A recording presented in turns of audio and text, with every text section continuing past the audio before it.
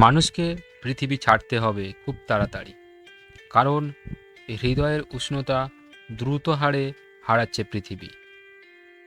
হৃদয়ের উষ্ণতা দ্রুত হারে হারাচ্ছে পৃথিবী, নিষ্প্রাণ হয়ে পড়বে মঙ্গলের মতোই দাবি গবেষণায়। এর ফলে পৃথিবীর পক্ষে আর বাসযোগ্য থাকা সম্ভব হবে না খুব বেশি দিন।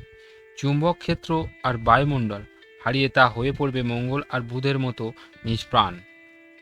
হৃদয়ের উষ্ণতা খুব দ্রুত হারে হারাচ্ছে পৃথিবী, কমে আসছে এই নীলাভ গ্রহের হৃদস্পন্দন দ্রুত হারে। এর ফলে পৃথিবীর পক্ষে আর বাসযোগ্য হয়ে থাকা সম্ভব হবে না খুব বেশি দিন। চুম্বক ক্ষেত্র আর বায়ুমণ্ডল হারিয়ে পৃথিবী হয়ে পড়বে লাল গ্রহ।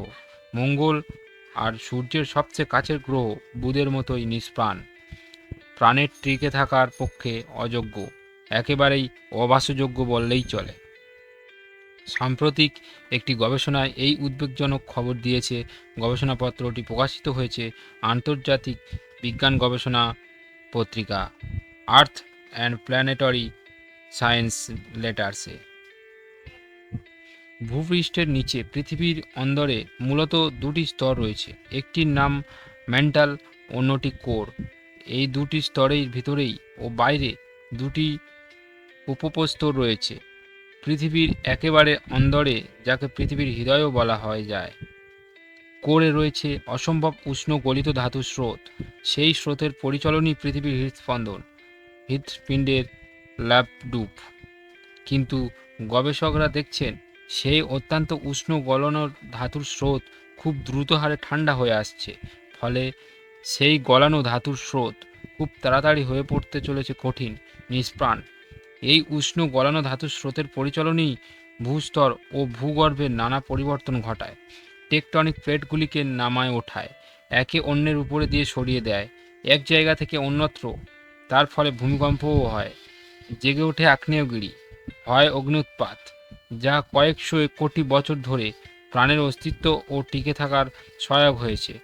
পৃথিবীর হৃদয়ের এই অত্যন্ত উষ্ণ গলিত ধাতুর স্রোতের পরিচালনের জন্যই পৃথিবীর চারপাশে তৈরি হয়েছে অত্যন্ত শক্তিশালী চৌম্বক ক্ষেত্র, যা পৃথিবীর বায়ুমণ্ডলকে উড়ে যেতে বাধা দিচ্ছে।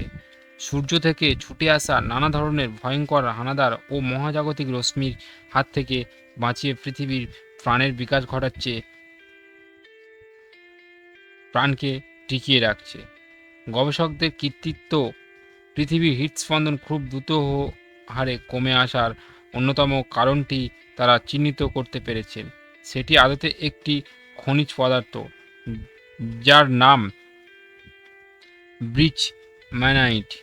এটি রয়েছে পৃথিবীর হৃদয় ম্যান্টেলের ভিতরের স্তরে আর কোরের বাইরের স্তরের সীমানায়।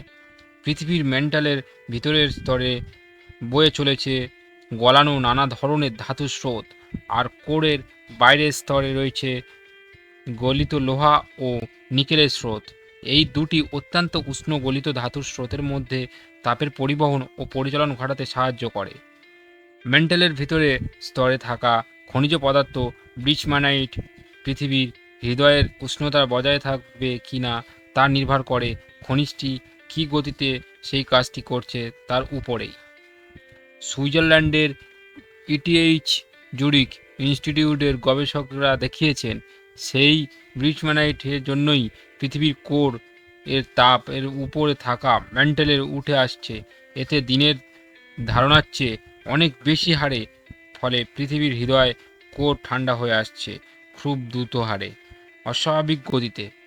এর ফলে সত্যি কি আমাদের পৃথিবী বাসযোগ্য হয়ে পড়বে? সত্যি কি হয়ে পড়বে মঙ্গল গ্রহের মতো? বন্ধুরা, তোমাদের যারা যারা ভিডিওটা দেখছো, তোমাদের কি মনে হয়? প্লিজ তোমরা কমেন্ট করে জানাও যে সত্যি কি আমাদের পৃথিবী খুব তাড়াতাড়ি বাসযোগ্য হয়ে পড়তে চলেছে, অবাসযোগ্য? সত্যি কি যদি এরকমটা হয় তাহলে আমাদের কি হবে? আমরা কোথায় বা যাব? কী বা করব? বন্ধুরা, প্লিজ কমেন্ট করে জানিও তোমাদের কি মতামত। দেখা হবে পরের ভিডিওতে। এখনকার মতো টাটা।